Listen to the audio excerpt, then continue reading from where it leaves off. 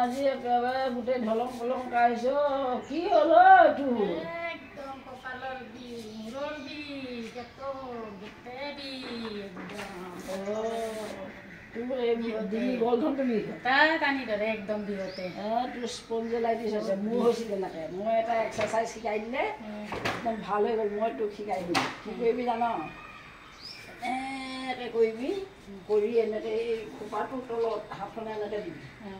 এনেকৈ দিবি ঠেলি মূৰটো ঠেলি হাতখনে ঠেলি এনেকৈ তই 10 বাৰ কৰ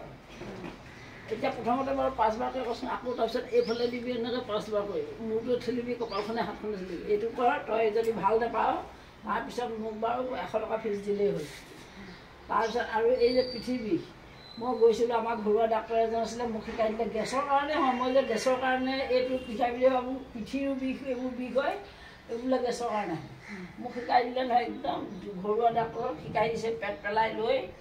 এই হাত দুখন একদম যিমান ওপৰলৈ পাৰ একদম ইমানমানলৈ উঠাবি উঠাই পেলাই পেট পেলাই এইফালে ভৰি দুইখন এনেকৈ দাঙিবি এনেকৈ একদম এই নাওখনৰ নিচিনা নাওখন এনেকৈ দুইটা মূৰ উঠা সেই এনেকৈ 5 বাৰ কৰিবি কৰি তাৰপিছত আকৌ এইখন দাঙিবি সোঁহাতখন দাঙিবি ভাও ভৰিখন দাঙিবি এনেকৈ চাবি এনেকৈ এইখনো 3 বাৰ এনেকৈ কৰিবি তাৰপিছত 5 বাৰকৈ কৰিবি চাবিচোন তোৰ বহুত ভাল পাই যাবি দুটা বেমাৰ 100 টকাতে মই দিছোঁ ডাক্তৰক দেখুৱালেতো আজিকালি 1000 টকা হৈছে কৰিছা আজি তই এইটো ইয়াতে কৰ আমাৰ ঘৰতে কৰি যা একদম ভাল হৈ যাব যা